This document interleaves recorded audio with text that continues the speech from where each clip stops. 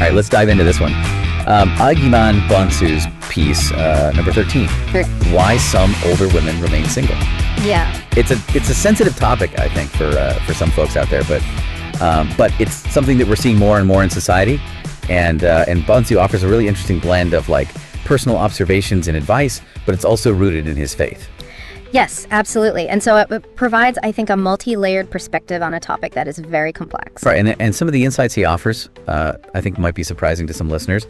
We're going to be exploring how, like, societal pressures can affect this, and personal choices, and even like concepts like hypergamy might play a role. And I think one of the most fascinating things that he starts off by saying is that many women are actually choosing to remain single. Yeah. And finding that that's a very fulfilling path for them. But he really dives into some of the reasons why it can be challenging to find a partner later in life, if that's something that you're open to. Okay, let's unpack that. So Bonsu points out that the choices that we make early on can have like a big impact on our relationship status later. Yeah. He uses this analogy of like planting seeds. Yes. And what we sow in our youth can really grow into some very different outcomes, down the line. Yeah. What are your thoughts on that? I think there is a lot of truth to that, because if you think about it, someone who spent, let's say, their 20s and 30s focusing on career advancement or financial independence might have a very different outlook on relationships, as opposed to, let's say, someone who focused on starting a family earlier on. It's not to say one is right or wrong, but I think it's about understanding how those choices shape our priorities and our expectations. Yeah, it's like we create these different paths for ourselves. Yes. And those paths can lead us to very different destinations. Absolutely. And those paths are influenced by a lot of different factors: societal norms, our own values that we develop, and even just the messages that we absorb from our culture. And speaking of, societal norms and things like that, Bonsu highlights this focus on financial stability. Yes. Particularly for women, and how that might be playing a role.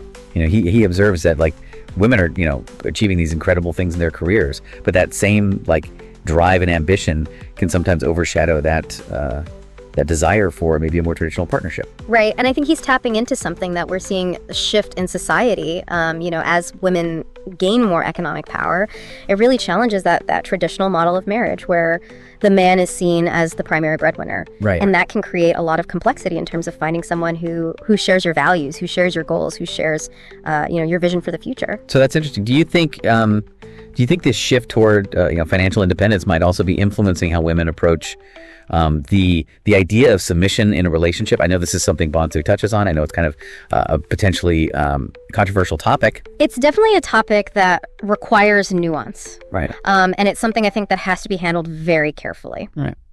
Bonsu, coming from his faith-based perspective, defines submission within the context of mutual respect and love. He even references a passage in Ephesians 5.21 that encourages Christians to submit to one another out of reverence for Christ. So it's not about like a power dynamic where one person is dominating the other? No, it's more about, absolutely not. It's a partnership where each person respects the other's strengths, respects their perspective, right. And decisions are made, collaboratively. I can see, though, how that concept might, clash with the idea of a woman who is, financially independent and used to kind of calling the shots in her own life. Oh, absolutely. And I think that's why open communication and a willingness to understand the other person's perspective is so crucial. Yeah. It's about finding a balance. Right. Where both partners feel respected, feel valued, and their contributions are appreciated, regardless of whether it's a financial contribution or their career aspirations.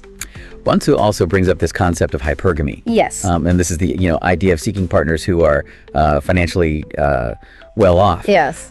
He suggests that this focus on financial status can sometimes lead to missed opportunities for genuine connection because the focus shifts from compatibility and shared values to like. Absolutely. Yeah. And he backs this up with a quote from Proverbs 22.1. A good name is to be chosen rather than great riches, and favor is better than silver or gold. Essentially what he's saying is that prioritizing wealth over character, especially when you're thinking long term, can be a real stumbling block. It's like that old saying, money can't buy happiness, but it's easy to get caught up in that, when you're, especially if you've worked hard to achieve a certain level of success. Absolutely. And I think that's where his advice to seek guidance from a higher power comes in. Right. He really encourages readers to trust that God will lead them to a partner who aligns with their true values, not just their material desires. So it's about looking beyond the superficial and seeking a connection that goes deeper than just, financial status. Yeah. And finding someone who shares your vision and complements your life in a meaningful way. Precisely. And that brings us to another really interesting point that he makes, and this is about social media.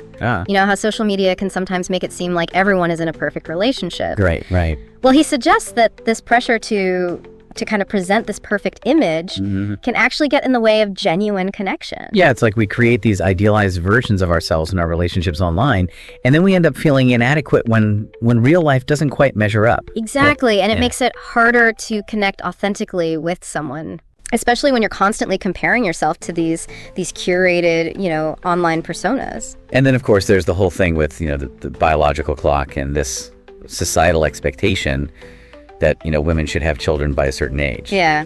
Do you think that plays into the anxiety that some older women might be feeling about being single? Absolutely. I think it's really important to acknowledge that, many women choose not to have children. Yeah. And that is a perfectly valid choice. But for those who do desire to become mothers, there is a lot of societal pressure to do so within a certain time frame. And I'm sure that can affect how they're approaching dating and relationships later in life. Absolutely. Right. It's like there's this ticking clock in the background, and it can lead to some maybe not so great choices. Yeah. And I think that's where Bonsu's emphasis on trusting God's timing and seeking his guidance becomes really relevant. Yeah. So we talked about the choices that we make, early on, and the influence of, financial independence, the whole issue of submission, the allure of hypergamy, the pressure of social media. It's a lot. That's a lot to unpack. It is a lot to unpack, but Bonsu doesn't just point out all the challenges, right? Right. He also offers some really insightful advice for older women who are seeking to rebuild their lives and maybe even find love again. And that's where we'll pick up in part 2 of this deep dive. We'll be exploring his advice on healing from the past, clarifying your desires, and embracing self-acceptance. Stay tuned, because in part 2, we'll go even deeper into Bonsu's perspective on how older women can navigate this season of life with wisdom and grace and a renewed sense of hope. So welcome back to our deep dive into Agyeman Bonsu's reflections on why some older women remain single.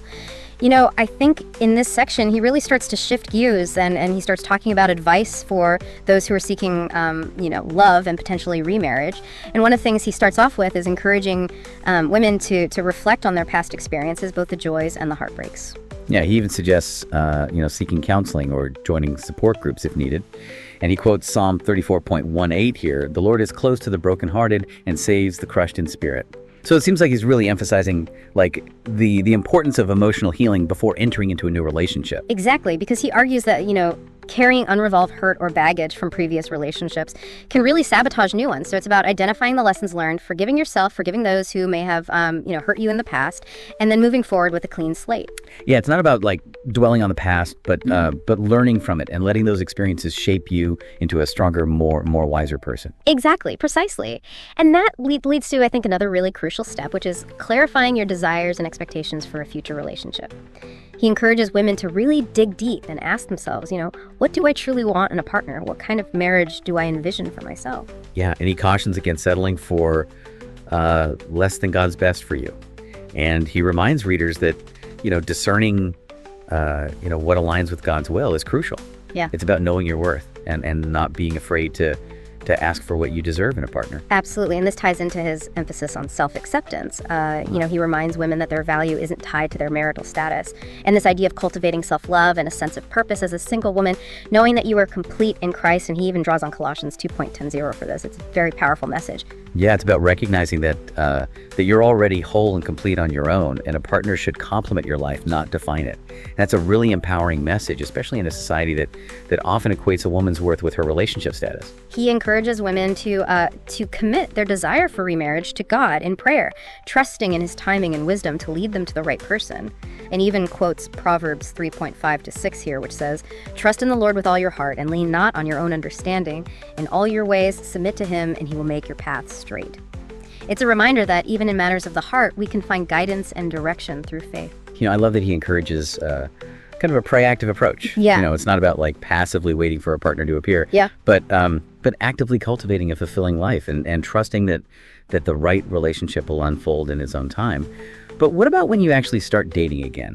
What advice does he offer for navigating that process? Well, he talks about the importance of being open but discerning, really taking the time to get to know someone, observing their character, their values.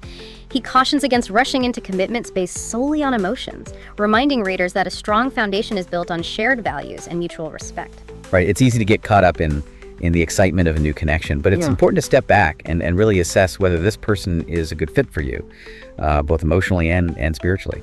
He's a big advocate for setting healthy boundaries, and he believes that learning to say no to individuals or situations that don't align with your values is a sign of self-respect and wisdom. So it's about protecting your emotional well-being and making choices that honor your true self. And what about when things get tough? Because let's face it, no relationship is perfect.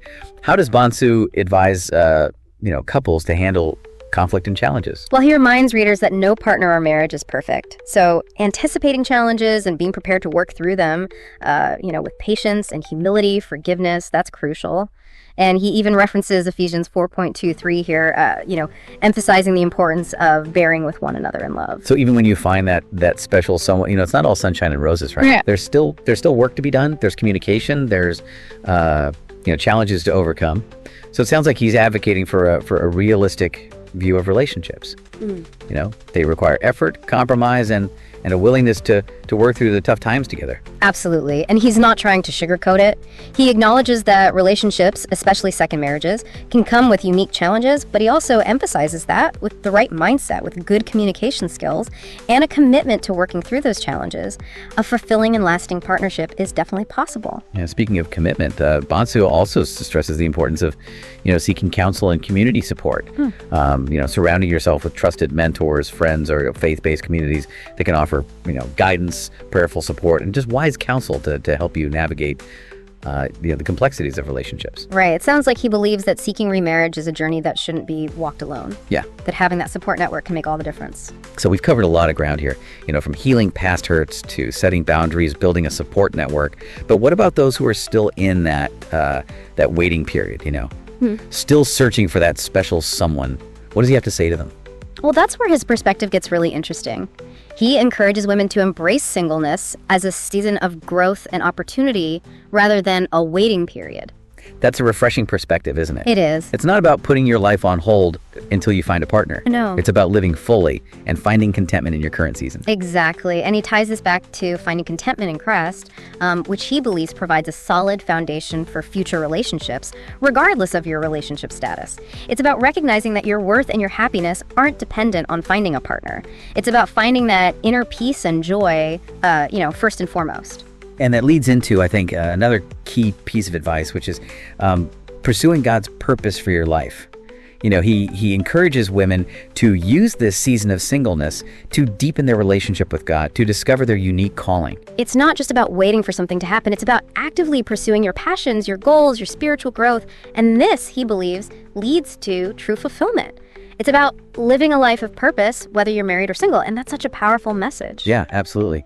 It's about finding that sense of meaning and direction that comes from aligning your life with your values and your faith. What about the practical side of things? What if you're feeling stuck in a rut and not sure how to meet new people? Well, he suggests being willing to meet new people through church events, social gatherings, or even online platforms that are designed for Christians. But he also adds an important caveat to approach these opportunities with prayer and discernment. So it's about finding that balance between putting yourself out there and being cautious about who you let into your life. Right? Yeah. It's about trusting your instincts and seeking God's guidance in every step. And finally, he emphasizes the importance of trusting God's timing.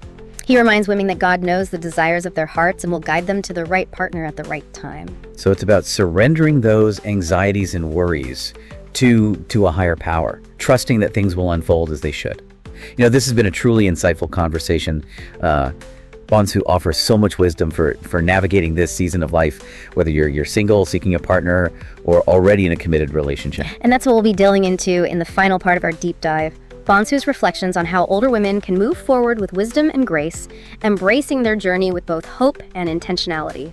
Stay tuned for part 3, where we wrap up our deep dive into Agyeman Bonsu's insightful perspective on why some older women remain single and the valuable lessons he offers for finding love, purpose, and fulfillment at every season of life.